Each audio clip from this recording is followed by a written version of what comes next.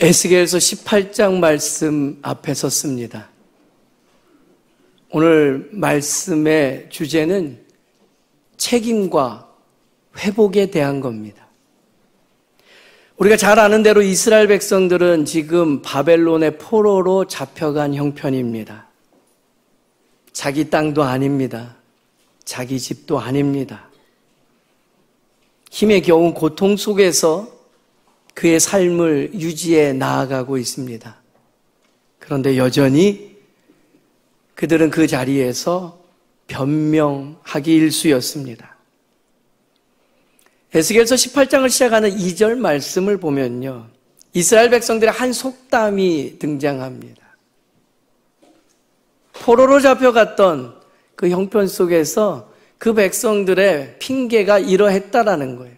아버지가 신포도를 먹었으므로 그의 아들의 이가 시다. 말이 됩니까? 먹은 건 아버지인데 아들의 이가 시다라는 거예요. 무슨 이야기입니까? 지금 이 형편 마주한 건 내 잘못 아닙니다.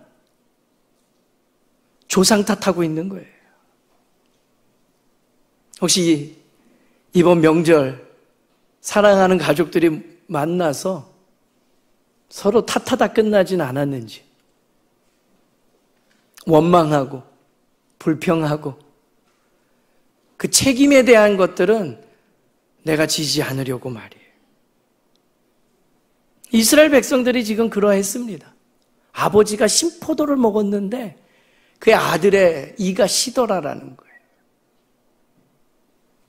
그러나 하나님은 말씀하십니다.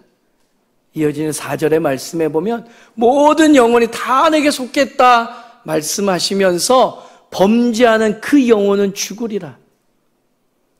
그 책임이 누구에게 있는지를 분명하게 하시는 거예요.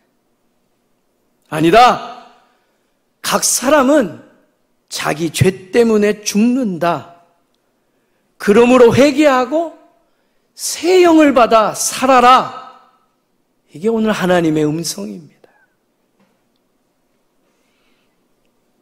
우리는 변명하기 급급합니다. 핑계대기에 너무 바쁩니다. 내가 지금 이렇게 살아가는 이유요, 내 형편이 이만한 거요, 다 남의 탓하는 거예요. 부모 잘못 만나서, 민족 잘못 만나서, 시절을 잘못 만나서.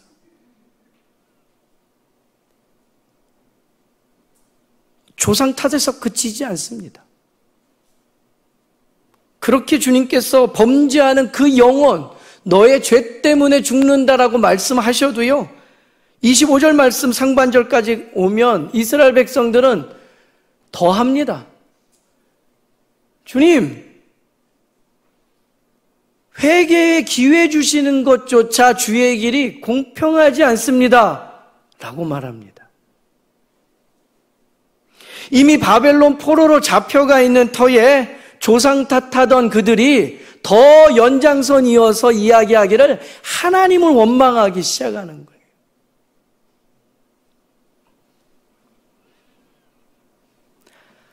하나님께서는요, 지금 기회 주시는 거예요. 회개하라, 돌이켜라, 새 영을 부어주겠다, 그러면 너희가 살리라. 그런데 완악한 이스라엘 백성들은 이야기합니다. 회개하면 용서해 주시겠다고요? 하나님, 그거 공평한 것 같지 않습니다. 놀랄 일이죠. 기회를 주시는데 그게 공평하지 않대요. 그들의 논리는 이겁니다. 우리 선민으로 선택받은 자답게 의로운 자로 잘 살았어요. 하나님, 그러다 나 딱 한 번 실수한 겁니다. 근데 온 열방을 회개하면 용서해 주시겠다고요? 아니죠. 하나님, 이건 아니죠. 여러분, 우리가 이 아침에 먼저 기억할 것은 하나님은 우리에게 기회 주시는 분이십니다. 그리고 하나님은 우리를 초대해 주시는 분이십니다. 이 말씀 속에 마치 우리의 회개가 조건절로 달리는 것처럼 오해하지 마십시오.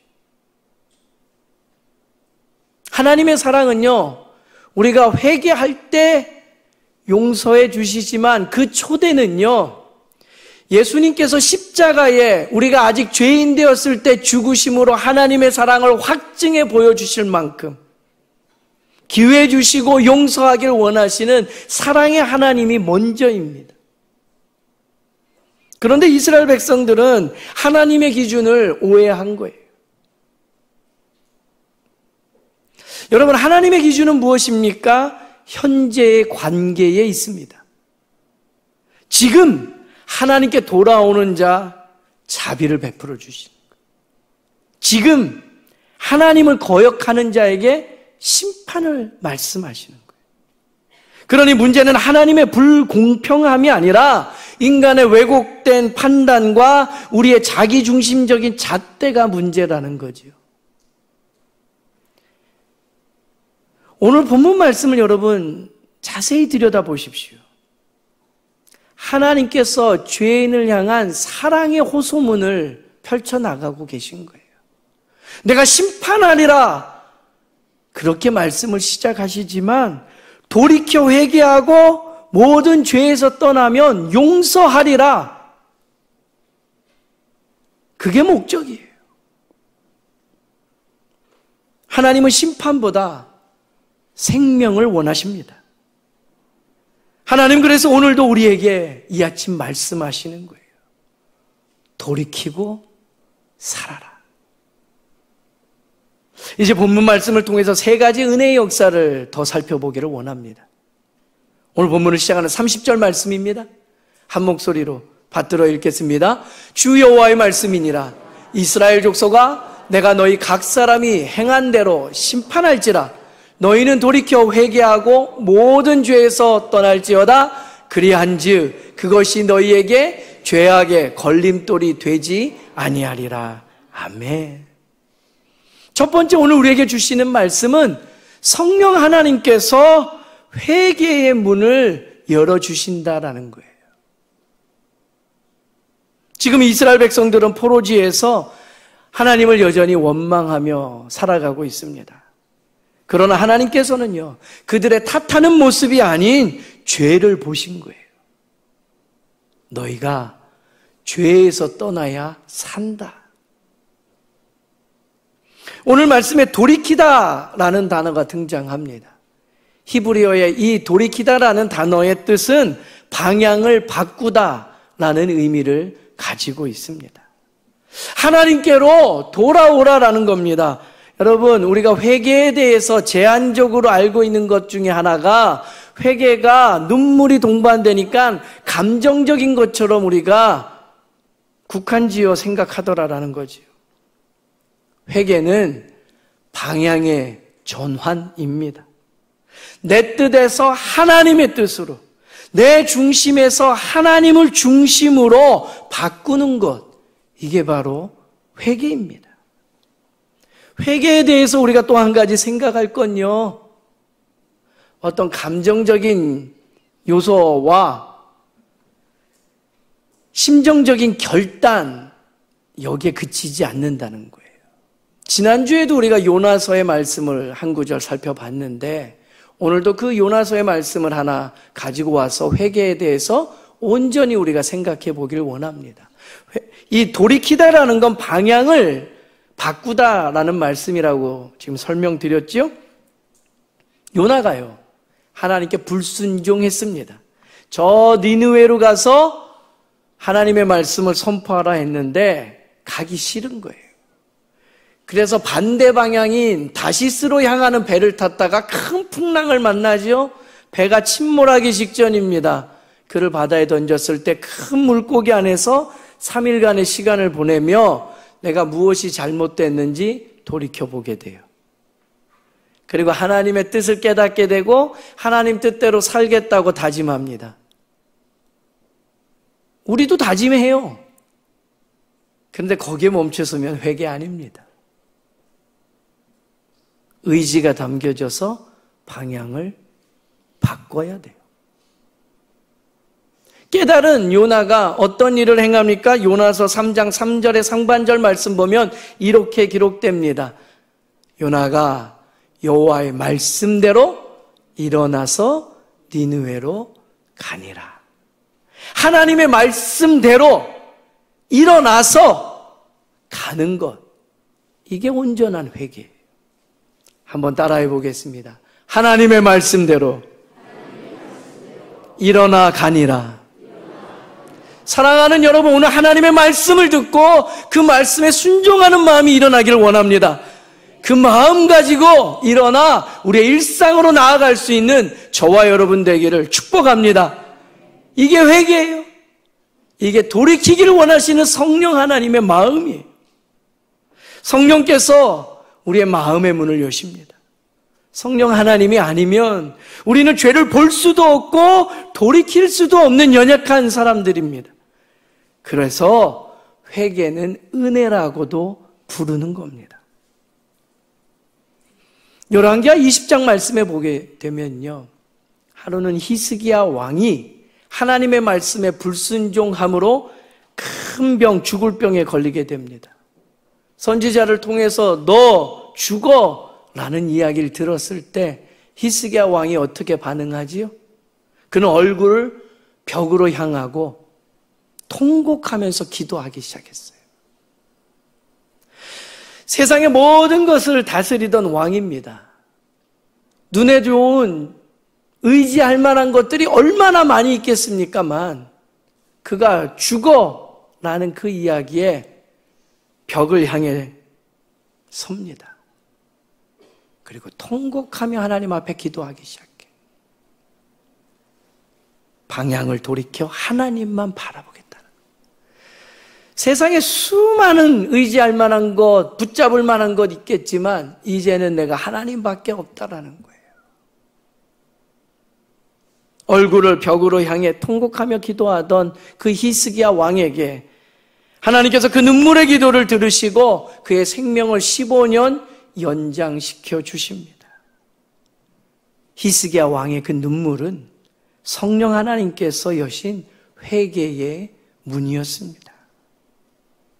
사랑하는 성도 여러분, 기억합시다. 회개는 죽음을 막는 유일한 길입니다. 성령께서 오늘 이 아침 저와 여러분의 마음을 두드리십니다. 한번 따라해 보겠습니다. 돌이키라. 돌아오라. 오늘 이 아침 돌이키길 바랍니다.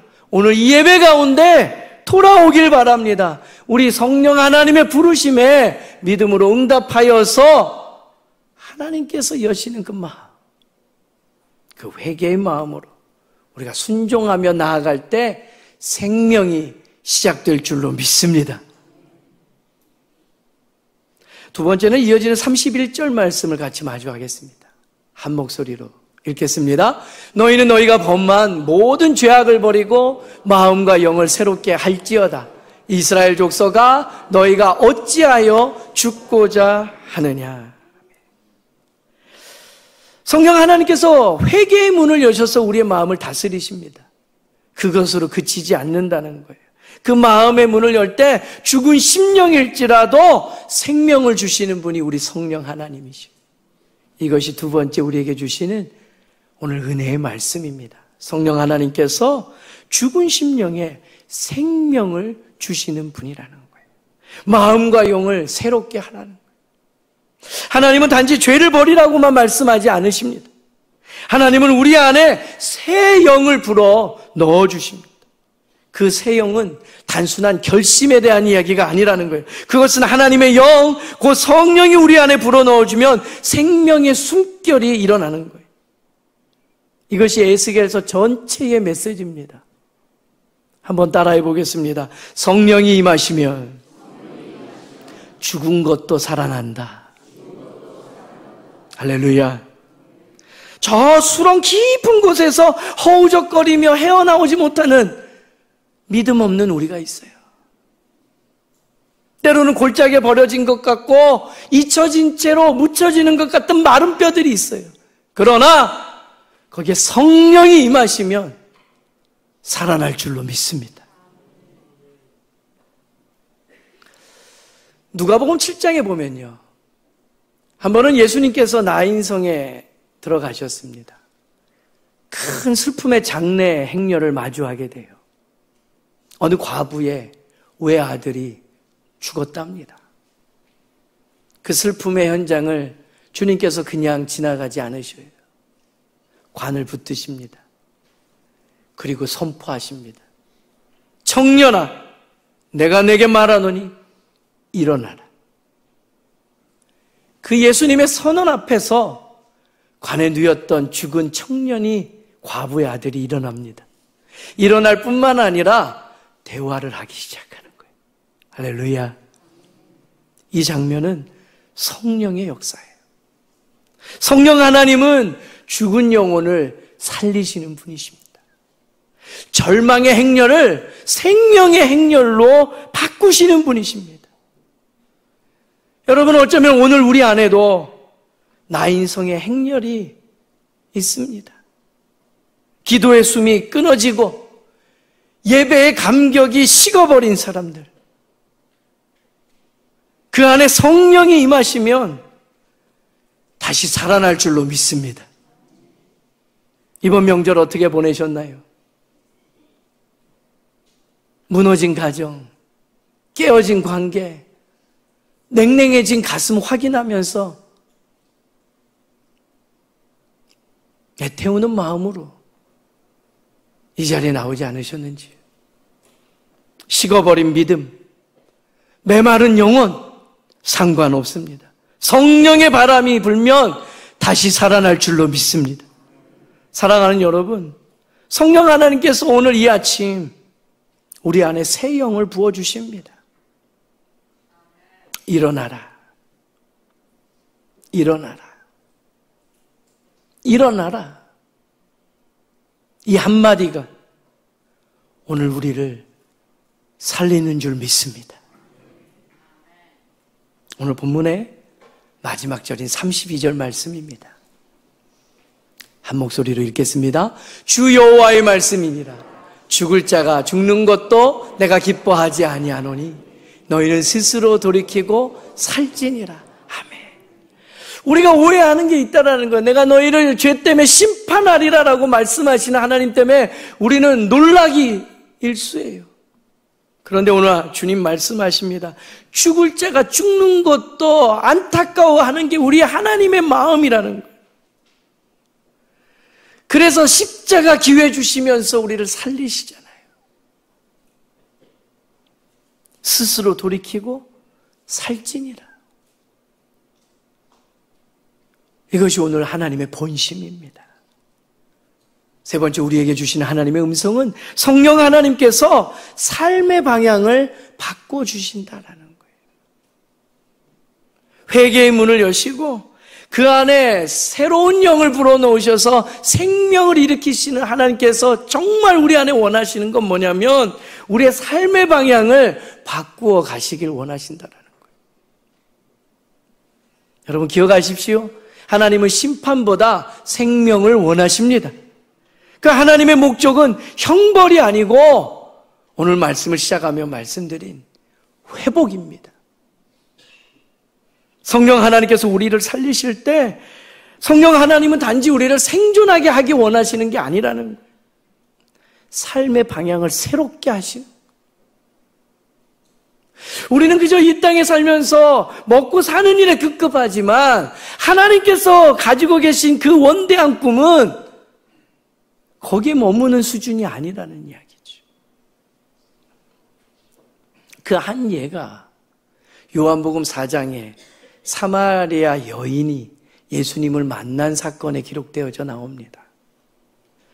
우리가 잘 아는 대로 사마리아 여인은 남편을 5 두고도 만족이 없습니다. 그녀는 늘 목마른 인생이었습니다. 에이구, 어찌 삶이 그러노? 그렇게 생각할지 모르겠습니다만 이 사마리아 여인이 가지고 있던 그 목마름, 사람들의 시선이 부담스러워서 땡볕에 물을 기르러 아무도 없는 곳을 향하여 나아갔던 그 여인의 마음의 중심을 한번 들여다보면 이 여인의 삶에 거울처럼 반사되어 보이는 것은 어쩌면 오늘 우리의 모습이 아닌가 생각해 봅니다. 많은 것들을 소유해도 만족할 수 없습니다. 그렇게 칭찬받고 인정받는 것 같아도 그것으로 채울 수 없는 것들이 허전함이 여전히 남아 있습니다. 불안한 미래 때문에 또 무언가를 해야 되고 가만히 있으면 뒤처지는 것 같아서 허덕이는 인생이 이 사마리아 여인의 모습 속에 보이며 오늘 우리의 삶의 그 자리의 모습이 아닌가 생각해 봅니다. 그런데 그 여인이 예수님을 만납니다.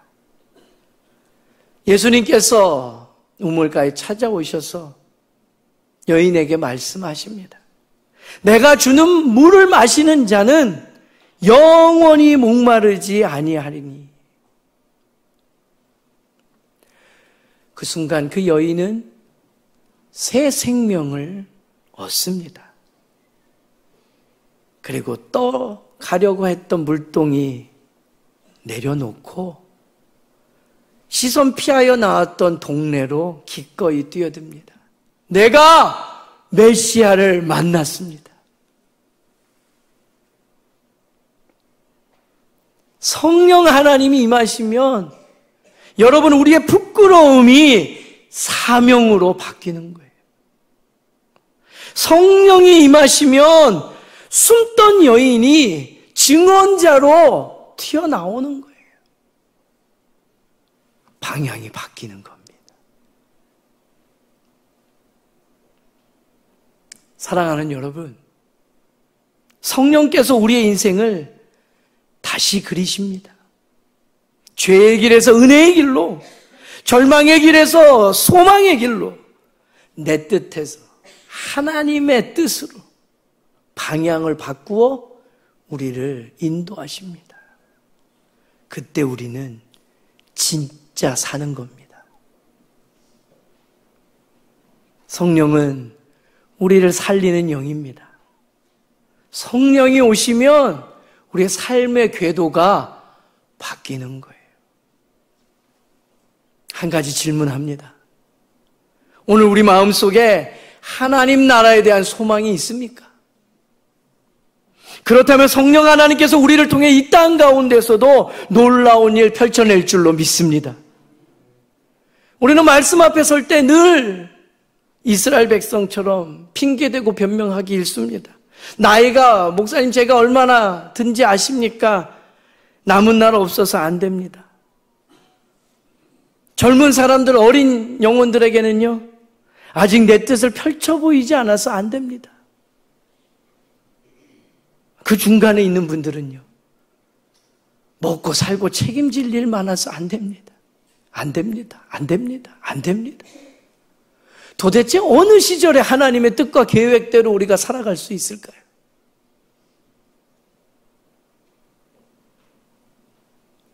십자가의 능력을 믿으시기 바랍니다. 십자가가 우리에게 소망이 되는 것은 하나님의 능력이 거기서 나타났기 때문에, 불가능한 것을 가능케 하시면서 죽을 수밖에 없는 우리, 죄인된 우리가 하나님의 자녀가 되고 영생을 소유한 자 되고 하나님 나라를 꿈꾸는 삶을 살게 되었다는 것이 그 십자가로 말미암아 시작되었기 때문에, 하나님은 오늘도 우리에게 말씀하십니다. 너희는 새 영을 받아 살아가라. 성령 하나님은 회개의 문을 여시고요, 죽은 심령을 살리시고요, 삶의 방향을 바꾸시는 분이셔요. 우리가 히스기야처럼 회개하면 생명이 연장될 것이고, 나인성 과부처럼, 그 과부의 아들처럼 죽은 자도 일으키실 거고, 사마리아 여인처럼 인생이, 방향이 바뀌게 될 줄로 믿습니다. 오늘 그 성령께서 우리 가운데 임하십니다. 하나님께서 우리 안에 새 영을 그렇게 불어넣어 주십니다. 돌이켜 살아갑시다. 죽음의 길에서 생명의 길로 이끄실 거고 절망의 자리에서 부흥의 자리로 나아가게 하실 줄로 믿습니다.